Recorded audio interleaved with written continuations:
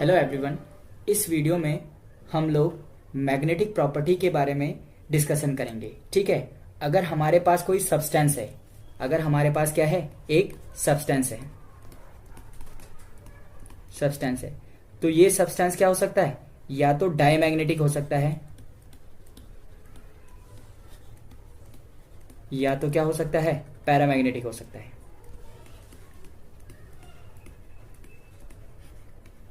Paramagnetic हो सकता है, ठीक है, या तो वो डायमैग्नेटिक होगा या तो वो क्या होगा, पैरामैग्नेटिक होगा भाई।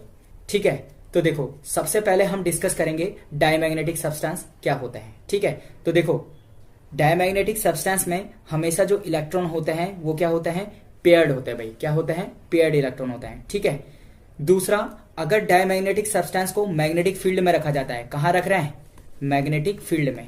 कहां रख रहे हैं भाई, मैग्नेटिक फील्ड।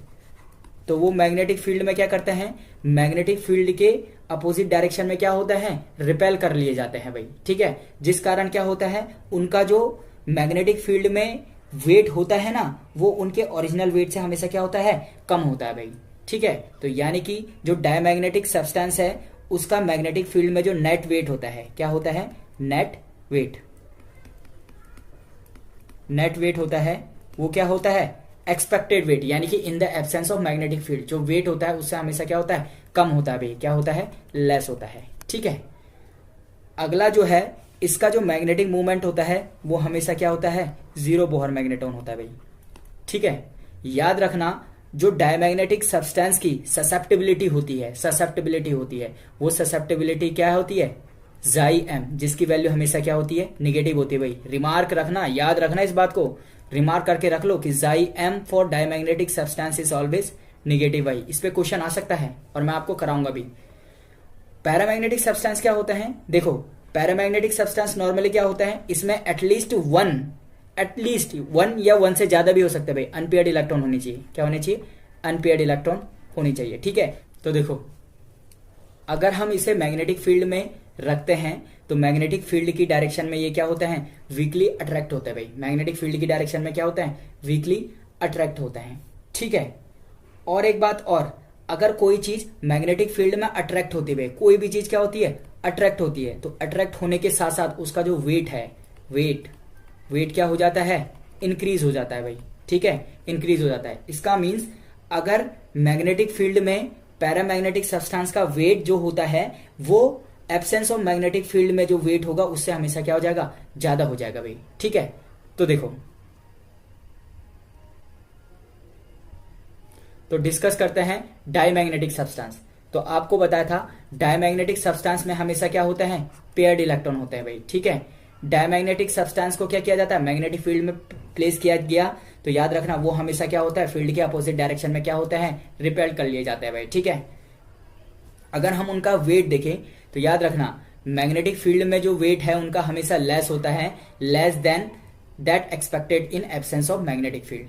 ठीक है, और लास्ट में मैंने क्या बोला, जो इनका मैग्नेटिक मूवमेंट होता है वो हमेशा क्या होता है, जीरो बोहर मैग्नेटॉन के समथिंग होता है भाई। ठीक है, एक बात कही थी जाई एम, जो इसका मैग्नेटिक ससेप्टिबिलिटी है, जो इसकी क्या है, मैग्नेटिक ससेप्टिबिलिटी है, इसकी बात करो मैग्नेटिक ससेप्टिबिलिटी, तो उसकी वैल्यू क्या होती है, निगेटिव होती है। और याद रखना किसी भी सब्सटेंस की मैग्नेटिक ससेप्टिबिलिटी गॉय बैलेंस से मेजर की जाती है भाई। ठीक है, याद रखना, इसे रिमार्क करके याद रखना। ठीक है, कभी भी क्या पता ये क्वेश्चन किस में आ जाए, ये क्वेश्चन कभी भी किस में आ सकता है, जो एमसीक्यू होते हैं उनमें पूछा जा सकता है भाई कि मैग्नेटिक ससेप्टिबिलिटी को मेजर करने के लिए क्या यूज किया जाता है, तो क्या यूज किया जाता है, गॉय बैलेंस यूज किया जाता है भाई। ठीक है, तो देखो भाई अब डिस्कस करते हैं पैरामैग्नेटिक सब्सटेंस। सबसे पहले क्या बोला, जो पैरामैग्नेटिक सब्सटेंस होते हैं उसमें वन या more than one unpaired electron होते हैं।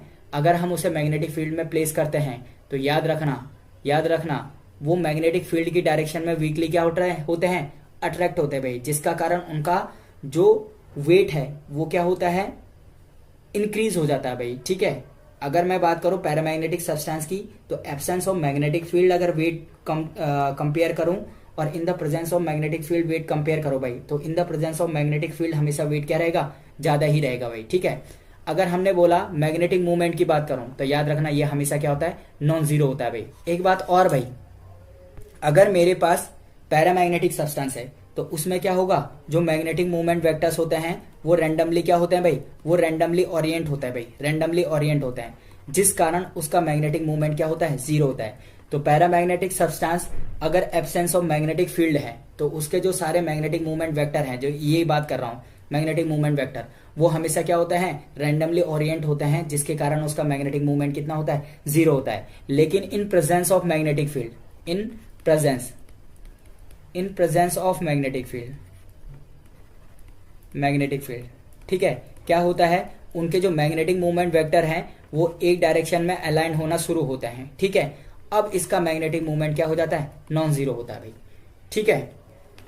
एक और बहुत इंपॉर्टेंट बात भाई, देखो मैंने कहा था सब्सटेंस दो ही टाइप के होते हैं, या तो वो डायमैग्नेटिक होगा या तो वो पैरामैग्नेटिक होगा, ठीक है। तो देखो पैरामैग्नेटिक सब्सटेंस को चार डिफरेंट पार्ट्स में कैटेगराइज किया गया है। सबसे पहले पैरामैग्नेटिक, दूसरा है फेरोमैग्नेटिक, तीसरा है एंटी फेरोमैग्नेटिक और लास्ट है फेरीमैग्नेटिक सब्सटेंस, ठीक है। तो पैरामैग्नेटिक के ही पार्ट हैं, चाहे वो फेरो एंटी हो चाहे फेरी मैग्नेटिक सब्सटेंस हो, ठीक है। देखो तो हम एक डिटेल डिस्कशन ले लेते हैं फेरोमैग्नेटिक, एंटी फेरोमैग्नेटिक और फेरी मैग्नेटिक सब्सटेंस पे। तो देखो भाई, जो देखो मेरे पास क्या है, देखो भाई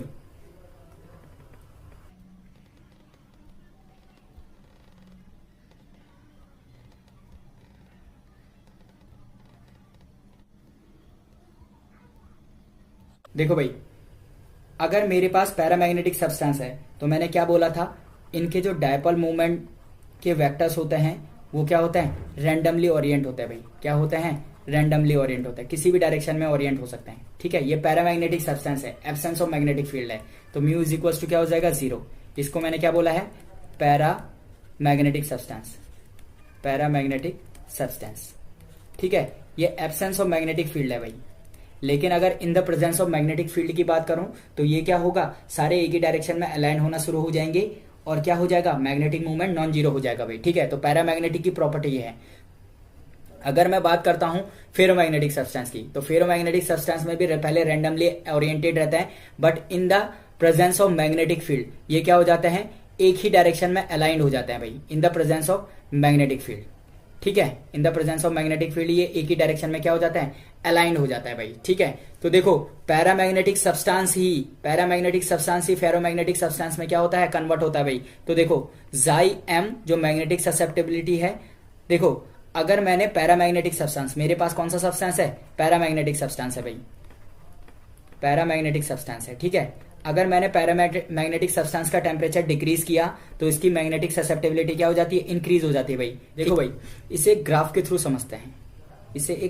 समझते हैं, देखो क्या होगा, ये टेम्परेचर एक्सेस है, ये ससेप्टेबिलिटी है। मैंने क्या बोला, जैसे मैं टेम्परेचर डिक्रीज कर रहा हूं ससेप्टेबिलिटी क्या हो रही है, इंक्रीज हो रही है। लेकिन एक पर्टिकुलर टेम्परेचर के बाद ससेप्टेबिलिटी में एक तेजी से इंक्रीमेंट आता है, समझ में आया। ये जो पॉइंट बोलते हैं उसे क्या बोलते हैं, देखो इस टेम्परेचर को बोलते हैं Curie temperature, TC Curie temperature बोलते हैं भाई, ठीक है। तो देखो क्यूरी टेम्परेचर से नीचे जो सब्सटेंस होगा वो फेरोमैग्नेटिक होता है, क्या होता है, फेरोमैग्नेटिक, ठीक है। लेकिन जो क्यूरी टेम्परेचर है उससे ऊपर जो सब्सटेंस होता है उसको क्या बोलते हैं, पैरामैग्नेटिक बोलते हैं भाई, paramagnetic substance,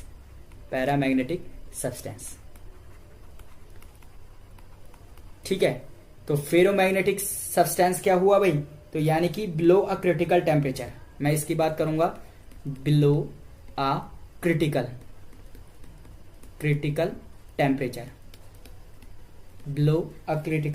temperature called Curie temperature, उसको क्या बोलते हैं, कॉल्ड क्यूरी टेम्परेचर, जिसको हमने क्या बोला है, टीसी बोला है भाई, ठीक है। यानी कि हमारे पास पैरामैग्नेटिक सब्सटेंस था टीसी, यानी कि क्यूरी टेम्परेचर के बाद वो किस में कन्वर्ट हो गया भाई, फेरोमैग्नेटिक सब्सटेंस में कन्वर्ट हो गया भाई, ठीक है। अब बात करते हैं एंटी फेरोमैग्नेटिक सब्सटेंस की। देखो होता क्या है, देखो सेम ग्राफ मैं इसके लिए बनाऊंगा, टेम्परेचर वर्सेस साई। देखो भाई एंटी फेरोमैग्नेटिक सब्सटेंस में क्या होता है, जितने डायपोल पॉजिटिव डायरेक्शन में होंगे ना, जितने डायपोल एक डायरेक्शन में होंगे, सेम डायपोल अपोजिट डायरेक्शन में भी होंगे भाई, ठीक है। अपोजिट डायरेक्शन में भी होंगे। तो इसका मतलब जो इसका मैग्नेटिक मूवमेंट होता है म्यू की वैल्यू वो क्या होता है भाई, 0 होता है। ठीक है, तो एक बार देख लेता हूं। देखो भाई, ये हमारा एंटी फेरोमैग्नेटिक सब्सटेंस है। ठीक है, एक ऐसा टेम्परेचर आएगा कि ये किस में कन्वर्ट हो जाएगा, पैरामैग्नेटिक सब्सटेंस में कन्वर्ट हो जाएगा भाई। ठीक है, तो ये जो टेम्परेचर आया इसे नील टेम्परेचर बोलते हैं। तो नील टेम्परेचर के नीचे क्या बोलूंगा, नील टेम्परेचर के जो नीचे है वो सब्सटेंस किसकी तरह बिहेव करेंगे, एंटी फेरोमैग्नेटिक सब्सटेंस की तरह बिहेव करेंगे। और एंटी फेरोमैग्नेटिक सब्सटेंस में जितने डायपोल होते हैं वो क्या होते हैं, वो क्या होता है, एक दूसरे के एंटी पैरेलल अलाइनमेंट में होते हैं भाई। तो देखो ये क्या हो गया, इसे लिखेंगे बिलो क्रिटिकल टेम्परेचर कॉल्ड नील टेम्परेचर। क्या बोलते हैं भाई, नील टेम्परेचर। आता भी है पेपर में कि नील टेम्परेचर क्या होता है भाई। तो नील टेम्परेचर क्या होगा, नील टेम्परेचर से नीचे, नील टेम्परेचर से नीचे ये वाला फील्ड क्या बोलते हैं, इसको एंटी फेरोमैग्नेटिक सब्सटेंस बोलते हैं। Anti ferromagnetic substance, ferromagnetic substance. ठीक है, और इससे ऊपर सब्सटेंस कैसे कन्वर्ट हो जाता है, पैरामैग्नेटिक सब्सटेंस। ठीक है, अब एक बचा है फेरी मैग्नेटिक सब्सटेंस। तो देखो फेरी मैग्नेटिक सब्सटेंस का एक एग्जांपल मैं दे देता हूं आपको। जैसे Fe3O4 है, तो ये एग्जैक्टली जिस फॉर्म में पाया जाता है FeO, और क्या पाया जाता है Fe2O3, स्पाइनल फॉर्म में पाया जाएगा। देखो इसमें क्या होता है, जो डायपोल्स होते हैं, समझ में आया, वो क्या होते हैं, जो डायपोल्स होते हैं वो एग्जैक्टली एंटी पैरेलल्स तो होते हैं एक दूसरे के, लेकिन दूसरे का डायपोल क्या होता है, स्मॉल होता है। इस वजह से ये एक दूसरे को टोटल क्या नहीं कर पाते, टोटल कैंसिल नहीं कर पाता है। देखो भाई इस तरह से। ठीक है, यानी कि एक डायपोल बड़ा तो दूसरा डायपोल क्या होता है, छोटा। इट मीन्स ये एक दूसरे को अच्छी तरह से क्या नहीं करा पाते हैं, कैंसिल आउट नहीं कर पाते हैं भाई। ठीक है, या कुछ लोग ऐसे भी बोलते हैं कि इसमें क्या होते हैं, जो पैरेलल वाले होते हैं। देखो इसमें भी दिख रहा होगा, कुछ दो पैरेलल हैं और बाकी एक दूसरे को क्या कर रहे हैं, कैंसिल आउट कर रहे हैं, समझ में आया। लेकिन एग्जैक्ट कुछ लोग ऐसे भी समझाते हैं इसे कि इसमें क्या होता है, एक जो डायपोल मूवमेंट वेक्टर है वो बड़ा और इसके जो एंटी पैरेलल डायरेक्शन में वो क्या होता है, छोटा होता है। ठीक है, जिस कारण ये एक दूसरे को क्या नहीं कर पाते हैं, कैंसिल आउट नहीं कर पाते हैं भाई। ठीक है, जिस कारण ये एक दूसरे को कैंसिल आउट नहीं कर पाते हैं। इसलिए जो फेरोमैग्नेटिक सब्सटेंस है उसका भी मैग्नेटिक मूवमेंट क्या होता है, नॉन जीरो होता है। ठीक है, तो एग्जाम्पल मैं आप लोगों को कुछ लिखा देता हूं। ठीक है,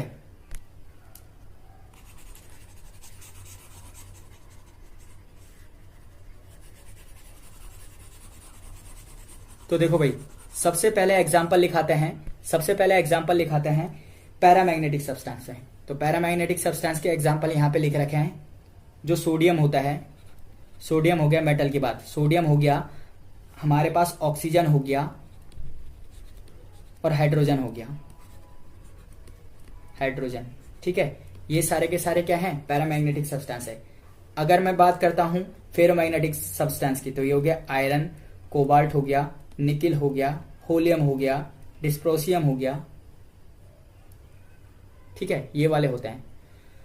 अगर मैं बात करता हूं एंटी फेरोमैग्नेटिक सब्सटेंस की, जो मेटल के जो ऑक्साइड्स होते हैं वो एंटी फेरोमैग्नेटिक होते हैं। जैसे MnO हो गया, NiO हो गया, सही है, या COO हो गया ये वाला। ठीक है, या FeO हो गया। ये जो सारे होते हैं ये क्या होता है, एंटी फेरोमैग्नेटिक सब्सटेंस होते हैं। ठीक है, फेरी मैग्नेटिक के एग्जांपल मैंने आपको दे दिया है Fe3O4। ठीक है, तो ये डिफरेंस था, यानी कि हमारे पास कौन से सब्सटेंस थे, पैरामैग्नेटिक सब्सटेंस थे, पैरामैग्नेटिक सब्सटेंस थे। इन्हीं पैरामैग्नेटिक सब्सटेंस से तुम्हारा फेरोमैग्नेटिक सब्सटेंस आया, फेरोमैग्नेटिक, या बात करता हूं एंटी फेरोमैग्नेटिक,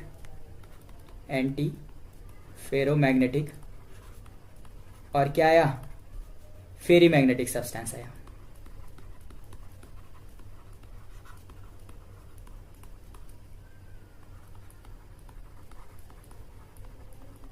ठीक है, तो ये मैंने आपको डिस्कस कराया ferromagnetic, ferrimagnetic and antiferromagnetic substance. ठीक है, एक बार और देख लेते हैं। जो डायमैग्नेटिक सब्सटेंस होते हैं, ठीक है, उसका डायपोल मोमेंट हमेशा 0 होता है। ठीक है, जो पैरामैग्नेटिक सब्सटेंस होते हैं रैंडमली ओरिएंट होंगे तो डायपोल मूवमेंट जीरो होगा, लेकिन मैग्नेटिक फील्ड में उसका डायपोल मूवमेंट क्या होता है, जीरो नहीं होता है भाई, उसका डायपोल मूवमेंट जीरो नहीं होता है। ठीक है, याद रखना फेरोमैग्नेटिक जो सब्सटेंस होते हैं, याद रखना उसमें क्या होता है, छोटे छोटे डोमेन फील्ड्स होते हैं, छोटे छोटे क्या होता है, डोमेन्स होते हैं। ठीक है, एक बार एग्जांपल के लिए देख लो, अगर मेरे पास कोई फेरोमैग्नेटिक सब्सटेंस है तो फेरोमैग्नेटिक सब्सटेंस में क्या होता है, छोटे छोटे डोमेन होते हैं, और इन डोमेन्स में क्या होता है, इन डोमेन्स में जो मैग्नेटिक मोमेंट वेक्टर है वो एक ही डायरेक्शन में अलाइंड होता है भाई। ठीक है, अगर फेरोमैग्नेटिक सब्सटेंस को अगर आप लोग फेरोमैग्नेटिक सब्सटेंस को मैग्नेटिक फील्ड से हटा भी दोगे ना, तो याद रखना उसका जो मैग्नेटिक फील्ड है वो एकदम नहीं जाता, कुछ टाइम तक वो मैग्नेट की तरह बिहेव करता है। लेकिन पैरामैग्नेटिक सब्सटेंस को जैसे ही हम मैग्नेटिक फील्ड में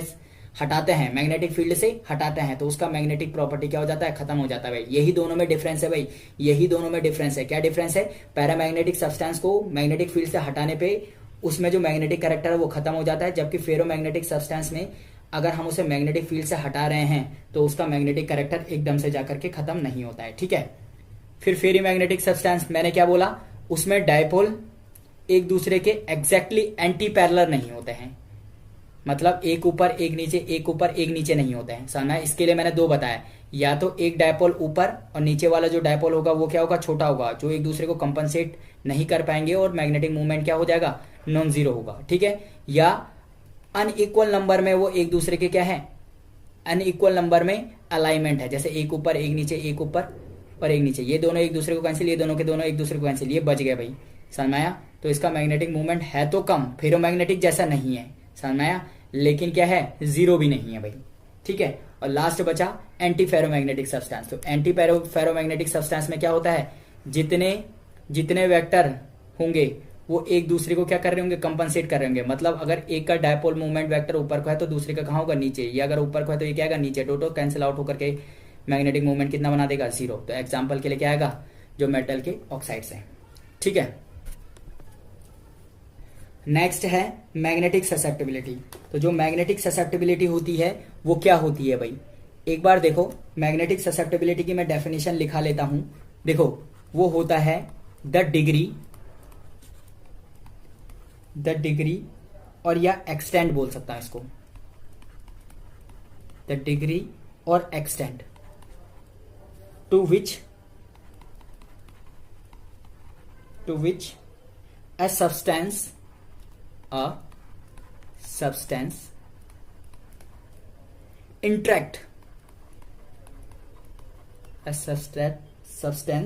interact with applied magnetic field,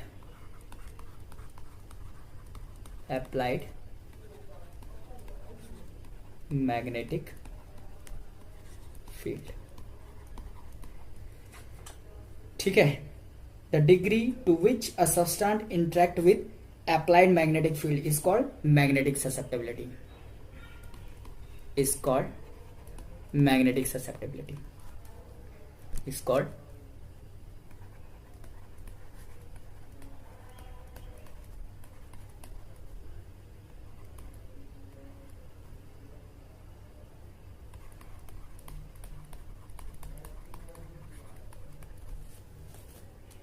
magnetic susceptibility।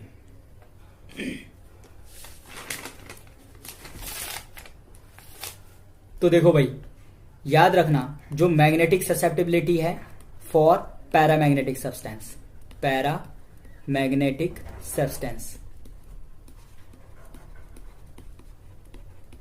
Paramagnetic substance के लिए मैग्नेटिक जो ससेप्टिबिलिटी होती है वो क्या होती है, पॉजिटिव होती है। समझ आया, फॉर डायमैग्नेटिक सब्सटेंस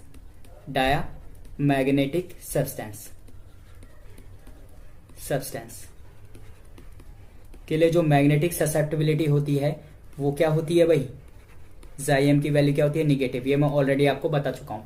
ठीक है, देखो भाई, पैरामैग्नेटिक सब्सटेंस की ससेप्टिबिलिटी को एक्सप्लेन करने के लिए एक लॉ आया जिसको बोलते हैं क्यूरी लॉ। ठीक है, क्यूरी लॉ क्या बोलता है, for paramagnetic substance so magnetic susceptibility होती है वो क्या होती है, इनवर्सली प्रोपोर्शनल ऑफ टेम्परेचर होती है भाई। ठीक है, इसका मीन्स क्या है, जैसे ही हमने टेम्परेचर को क्या किया, डिक्रीज किया, तो मैग्नेटिक ससेप्टिबिलिटी जो है वो क्या हो जाएगी, इंक्रीज हो जाएगी भाई। ठीक है, अगर मैं इसका प्लॉट बनाता हूं तो इसका प्लॉट कैसे बनेगा, इसका प्लॉट इस तरह से बनता है भाई, ये टेम्परेचर वर्सेस ससेप्टेबिलिटी है। ठीक है, तो क्या होगा, जैसे ही तुम क्या करोगे, टेम्परेचर डिक्रीज करोगे तो ससेप्टेबिलिटी क्या हो जाएगी, इंक्रीज हो जाएगी भाई। ठीक है, तो ये वाला जो ग्राफ है वो किसके लिए है, पैरामैग्नेटिक सब्सटेंस के लिए है, पैरामैग्नेटिक सब्सटेंस के लिए।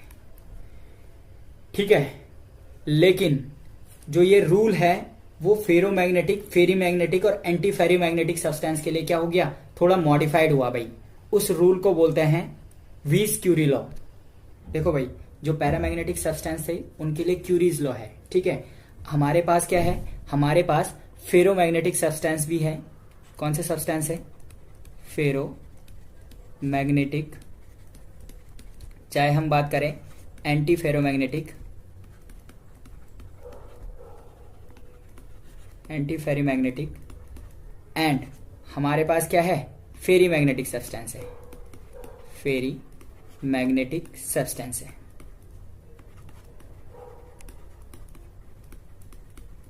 तो देखो देखो इनके लिए जो लॉ लगता है वो है क्यूरी-वीस लॉ, क्यूरी-वीस लॉ, क्यूरी-वीस लॉ।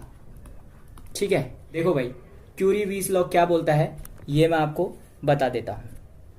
तो देखो भाई याद रखना हमारा जो क्यूरी लॉ बोलता था वो बोलता था magnetic susceptibility is directly proportional to होता है 1/T। देखो जो हमारा क्यूरी लॉ बोलता है, क्यूरी लॉ बोलता है मैग्नेटिक ससेप्टेबिलिटी जो है वो क्या होता है, इनवर्सली प्रोपोर्शनल टू टेम्परेचर होता है। जाई एम को अगर मैं इक्वल दिखाना चाहता हूं तो प्रोपोर्शनैलिटी कांस्टेंट लगता है सी, जिसको क्या बोलते हैं, क्यूरी कांस्टेंट बोलते हैं भाई। क्या बोलते हैं, क्यूरी कांस्टेंट। और ये जो लॉ होता है उसको क्या बोलते हैं, क्यूरीज लॉ बोलते हैं। क्या बोलते हैं, क्यूरी लॉ बोलते हैं। ठीक है, लेकिन अब क्या होता है, बाकी फेरोमैग्नेटिक, फेरी और एंटी फेरोमैग्नेटिक सब्सटेंस भी है, उनके लिए क्या लगता है, उनके लिए लगता है क्यूरी-वीस लॉ, क्यूरी-वीस लॉ। ठीक है, ये लॉ बोलता है जो मैग्नेटिक ससेप्टेबिलिटी होती है जाइएम is inversely proportional to 1/T-θ। ये इसे टीसी भी लिखते हैं भाई, बहुत सारे क्यूरी टेम्परेचर लिखते हैं। यहां पे जो थीटा है उसको क्या बोलते हैं, ये क्या है, कांस्टेंट है, वीस क्यूरी कांस्टेंट है या क्यूरी-वीस कांस्टेंट है। ये क्या है, थीटा क्या है, कांस्टेंट है भाई, समझ में आया। विद द यूनिट ऑफ क्या, जो इसकी यूनिट है वो किसकी यूनिट होगी, टेम्परेचर की यूनिट होगी भाई, समझ में आया। तो देखो यहां से क्या चीज निकली, देखो याद रखना देखो इसने क्या बोला था, देखो यहां पे मैं आपको ग्राफ के थ्रू क्या कराऊंगा, एक्सप्लेन करवा दूंगा। देखो भाई, देखो ये क्या है, टेम्परेचर एक्सेस है और ये क्या है, ससेप्टेबिलिटी है। ठीक है, देखो भाई क्या बोला था, अगर मेरे पास पैरामैग्नेटिक सब्सटेंस है तो उसकी मैग्नेटिक ससेप्टेबिलिटी इस टाइप से होगी, मतलब अगर मैं टेम्परेचर इंक्रीज करूंगा तो ससेप्टेबिलिटी जो है वो क्या होगी, डिक्रीज होगी। अगर टेम्परेचर इंक्रीज किया तो ससेप्टेबिलिटी क्या होगी, डिक्रीज होगी। अब देखो लेकिन अगर मेरे पास कोई फेरोमैग्नेटिक सब्सटेंस है, ठीक है, उनका टेम्परेचर इंक्रीज किया तो एक टेम्परेचर पे वो पैरामैग्नेटिक सब्सटेंस में कन्वर्ट हो जाते हैं। ठीक है, सिमिलरली अगर मेरे पास एंटी फेरोमैग्नेटिक सब्सटेंस थे तो एक टेम्परेचर के बाद वो किस में कन्वर्ट हो जाता है, पैरामैग्नेटिक सब्सटेंस में कन्वर्ट हो जाता है भाई। ठीक है, तो ये वाला जो टेम्परेचर है इसको बोला था नील टेम्परेचर Tn, और ये वाला जो टेम्परेचर है इसको बोला था क्यूरी टेम्परेचर, जिसको क्या बोल दिया था, Tc। ठीक है, ये हुआ भाई। ठीक है, तो देखो वीस क्यूरी लॉ की यूटिलिटी क्या है, उसकी यूटिलिटी है, देखो भाई यहां पे भी हमारा जो सब्सटेंस है वो क्या है, फेरोमैग्नेटिक वाले लेता हूं, फिर जो मैग्नेटिक सब्सटेंस है, फेरोमैग्नेटिक सब्सटेंस है वो किस में कन्वर्ट हो रहा है, पैरामैग्नेटिक में कन्वर्ट हो रहा है। पैरामैग्नेटिक में क्या हो रहा है, पैरामैग्नेटिक सब्सटेंस में क्या हो रहा है, कन्वर्ट हो रहा है भाई। ठीक है, देखो भाई मेरे पास क्या थे, ओरिजिनल पैरामैग्नेटिक सब्सटेंस थे, क्या थे, ओरिजिनल पैरामैग्नेटिक सब्सटेंस थे, पैरामैग्नेटिक सब्सटेंस PS लिख देता हूं। ठीक है, और एक थे कन्वर्टेड मींस जो मैंने वीस क्यूरी लॉ को लगा करके किया भाई, कन्वर्ट किया, ये वीस क्यूरी लॉ लगा करके कन्वर्ट किया, कन्वर्टेड थे।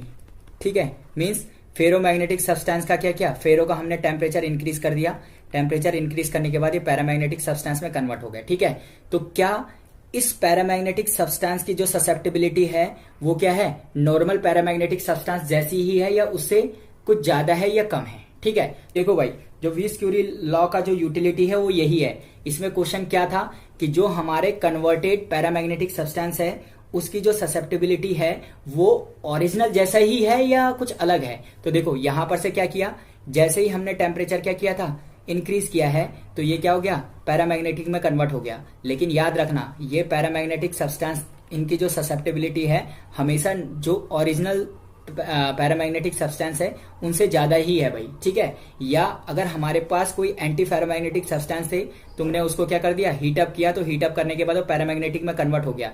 लेकिन वो जो एंटी फेरोमैग्नेटिक सब्सटेंस कन्वर्ट होकर के पैरामैग्नेटिक में कन्वर्ट हो गए, उनकी ससेप्टिबिलिटी हमेशा जो ओरिजिनल पैरामैग्नेटिक सब्सटेंस है उससे क्या रहेगी, कम रहेगी भाई। ठीक है, तो हमारे दो कॉन्सेप्ट बिल्कुल क्लियर हो गए कि याद रखना जो मैग्नेटिक ससेप्टिबिलिटी है जो फेरो से पैरामैग्नेटिक में कन्वर्ट हुए हैं भाई, उनकी जो मैग्नेटिक ससेप्टिबिलिटी है वो क्या है, जो ओरिजिनल पैरामैग्नेटिक सब्सटेंस है उनसे हमेशा क्या रहेगी, ज्यादा रहेगी। ठीक है, और जो अगर एंटी से, जो एंटी फेरोमैग्नेटिक से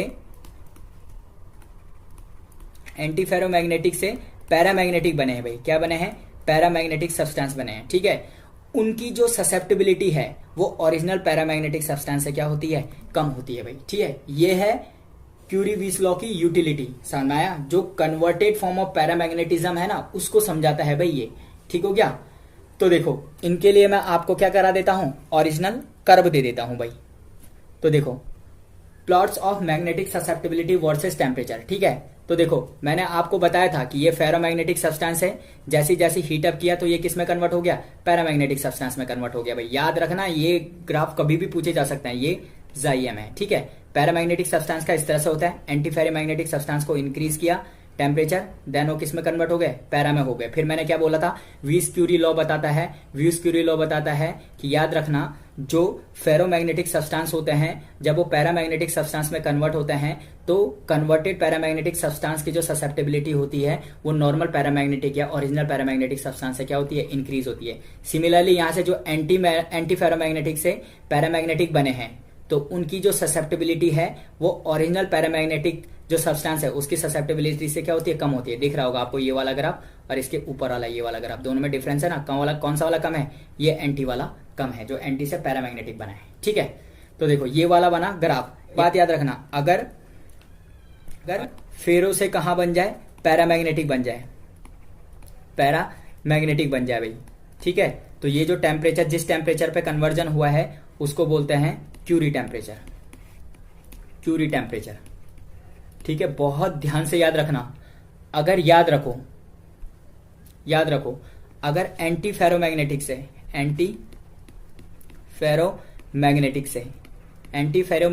क्या बन जाए, अगर पैरामैग्नेटिक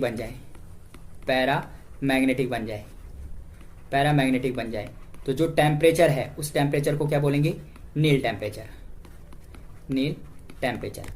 तो देखो भाई अभी तक तो सब बात हो गई पैरामैग्नेटिक, फेरोमैग्नेटिक और एंटी फेरोमैग्नेटिक सब्सटेंस की। देखो एक क्वेश्चन पेपर में पूछा गया भाई, the variation in magnetic susceptibility with respect to temperature for a diamagnetic substance. देखो बात कर रहे थे अभी किसकी, बात कर रहे थे ससेप्टिबिलिटी की, पैरामैग्नेटिक, फेरोमैग्नेटिक और एंटी फेरोमैग्नेटिक। और जो एग्जाम में एंड टाइम पे क्वेश्चन आ गया वो आ गया डायमैग्नेटिक का। भाई डायमैग्नेटिक का पढ़ ही नहीं रखा है तो कहां से करेंगे। देखो मैंने पिछली बार, देखो चीजें हमेशा हिंट से आती है, ऐसे नहीं कि मैंने एग्जैक्ट क्वेश्चन कराया होगा, लेकिन मैंने याद रखना कम से कम कोई ना कोई हिंट आपको जरूर दे रखा होगा। मैं एग्जैक्टली आपसे बोलता हूं, अगर आपने ये कोऑर्डिनेशन पढ़ी तो पेपर में जो क्वेश्चन आएगा इससे बाहर से कहीं नहीं आएगा भाई। इतनी कोऑर्डिनेशन आपने पढ़ दी ना तो याद रखना ये IIT जेई नीट हो, चाहे आपका IIT जैम हो, चाहे आपका कोई TGT PGT का पेपर हो, उसके लिए बहुत सफिशिएंट सिलेबस है भाई। मैंने कोई भी टॉपिक नहीं छोड़ा है, केवल एक बचा है एसोमेरिज्म, वो मैं कुछ दिनों में अपलोड कर दूंगा भाई सारे लेक्चर्स। तो देखो यहां पे बात की है डायमैग्नेटिक, लेकिन मैंने एक चीज बताई थी, जो डायमैग्नेटिक सब्सटेंस होते हैं उसके लिए जो जाइएम की वैल्यू होती है वो क्या होती है, निगेटिव होती है। ठीक है, और क्या होती है, कांस्टेंट होती है। तो देखो भाई ये वाला हुआ, देखो ये टेम्परेचर एक्सेस है और ये क्या है, एक्स एक्सेस है। तो देखो एक ही ग्राफ है जो निगेटिव जा रहा है, ये वाला, ये है डायमैग्नेटिक सब्सटेंस का। ये क्या है, डायमैग्नेटिक सब्सटेंस के लिए है, ठीक है। तो इसका ऑप्शन क्या हो जाएगा, सी सही हो जाएगा। तो यहाँ पे अगर डायमैग्नेटिक का दिखाना होगा तो डायमैग्नेटिक का क्या आ जाएगा, ये आ जाएगा, ये वाला प्लॉट, ठीक है। होप कि आप लोगों को ये वीडियो बहुत पसंद आई होगी, ठीक है। एक बार हम क्या करते हैं, क्विक रिवाइज करते हैं, ठीक है। तो देखो भाई, इस लेक्चर में पढ़ा मैंने सबसे पहले मैग्नेटिज्म। क्या पढ़ा, मैग्नेटिज्म।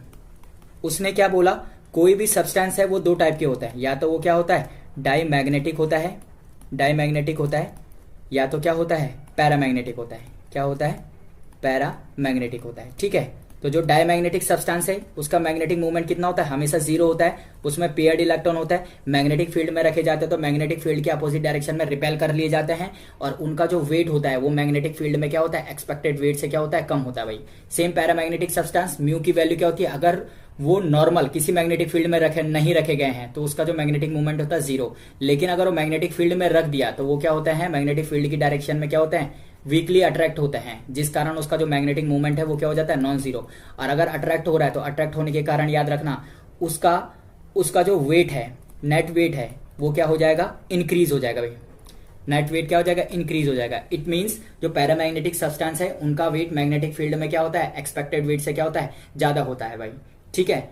अब मैंने बताया था जो बाकी सब्सटेंस होते हैं, मैंने बोला था पैरामैग्नेटिक सब्सटेंस जो होते हैं, पैरामैग्नेटिक सब्सटेंस जो होते हैं उसी से बाकी सब्सटेंस निकलते हैं। कौन कौन से, चाहे मैं पैरा से पैरा की बात बोलूं, पैरामैग्नेटिक, या बात करूं फेरोमैग्नेटिक, फेरो, या मैं बात करूं फेरीमैग्नेटिक, फेरीमैग्नेटिक, या बात मैं करूं एंटी फेरोमैग्नेटिक। किसकी बात करूं, एंटी फेरोमैग्नेटिक की बात करूं, ठीक है। ये सारे किसके टाइप हैं, ये है पैरामैग्नेटिक सब्सटेंस के, ठीक है। याद रखना एक क्वेश्चन है कि अगर टेम्परेचर हाई होगा, टेम्परेचर क्या होगा, हाई होगा, तो याद रखना चाहे वो सब्सटेंस फेरो है, चाहे वो फेरी है, चाहे वो एंटी फेरोमैग्नेटिक है, वो हमेशा किस रूप में दिखेगा, वो हमेशा पैरामैग्नेटिक बिहेवियर शो करेगा, पैरामैग्नेटिक बिहेवियर शो करेगा, ठीक है। तो कैसे इसका एक्सप्लेनेशन ये है भाई, ये है,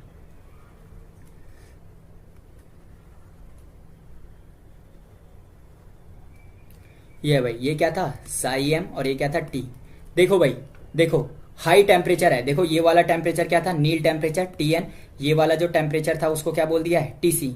इससे जो हाई टेम्परेचर है, आगे का टेम्परेचर जो है, ये हमेशा किसका बिहेवियर है, पैरामैग्नेटिक सब्सटेंस का बिहेवियर है भाई। किसका बिहेवियर है, पैरामैग्नेटिक सब्सटेंस का, ठीक है। तो क्वेश्चन क्या था कि हाई टेम्परेचर पे जो सब्सटेंस है जिसके पास एक अनपेयर्ड इलेक्ट्रॉन है, कम से कम एक अनपेयर्ड इलेक्ट्रॉन होना चाहिए, तो वो किस फॉर्म में एग्जिस्ट करेंगे हाई टेम्परेचर पे, तो वो पैरामैग्नेटिक सब्सटेंस के फॉर्म में एग्जिस्ट करेंगे, ठीक है।